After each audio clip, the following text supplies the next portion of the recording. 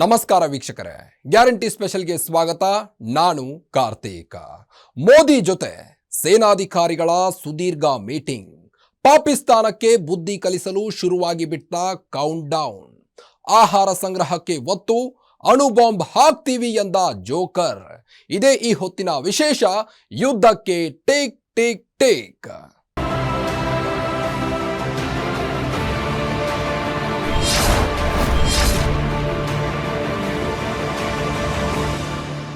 ಪಹಲ್ಗಾಮ್ ದಾಳಿಗೆ ಪ್ರತೀಕಾರ ಯಾವಾಗ?